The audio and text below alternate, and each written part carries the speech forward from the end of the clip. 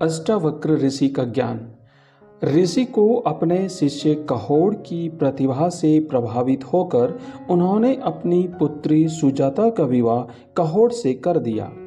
सुजाता के गर्भ ठहरने के बाद ऋषि कहोड़ सुजाता को वेद पाठ सुनाते थे।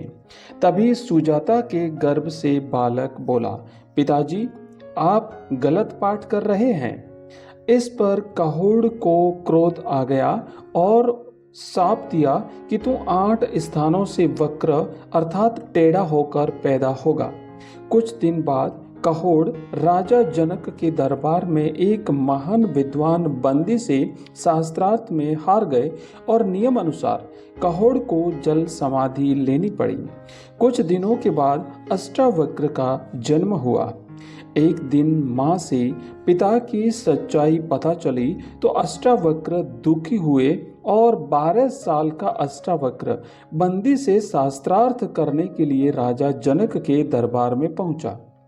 सभा में आते ही बंदी को शास्त्रार्थ के लिए चुनौती दी, लेकिन अष्टावक्र को देखकर सभी पंडित और सभासद हंसने लगे, क्योंकि वो 8 जगह से टेढ़े थे। उनकी चाल से ही लोग हंसने लगते थे। सभी अष्टावक्र पर हंस रहे थे और अष्टावक्र सब लोगों पर।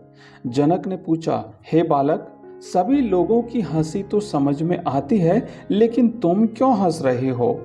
अष्टावक्र बोले, महाराज, आपकी सभा चमारों की सभा है जो मेरी चमड़ी की विकृति पर हंस रहे हैं। इनमें कोई विद्वान नहीं है, ये चमड़े के पार की हैं। मंदिर के टेढ़े होने से आकाश टेढ़ा नहीं होता है और घड़े के फूटे होने से आकाश नहीं फूटता है। इसके बाद शास्त्रार्थ में बंदी की हार हुई। अष्टावक्र ने बंदी को जल में डुबोने का आग्रह किया। बंदी बोला, मैं वरुण पुत्र हूँ और सब हारे ब्राह्मणों को पिता के पास भेज देता हूँ। मैं उनको वापस बुला लेता हूँ। सभी हारे हुए ब्राह्मण वापस आ गए। उनमें अष्टावक्र के पिता कहोड़ भी थे। इसके बाद राजा जनक ने अष्टावक्र को अपना गुरु बना लिया और उनके आत्मज्ञान प्राप्त किया। राजा जनक और अष्टावक्र के इस संवाद को अष्टावक्र गीता के नाम से जाना जाता है। इस कहानी से हमें यह शिक्षा मिलती है कि जैसे आभूषण के पुराने या कम सुंदर होने से सोने की कीमत कम नहीं हो जाती, वैसे शरीर की कुरूपता से आत्म तत्व कम नहीं होता।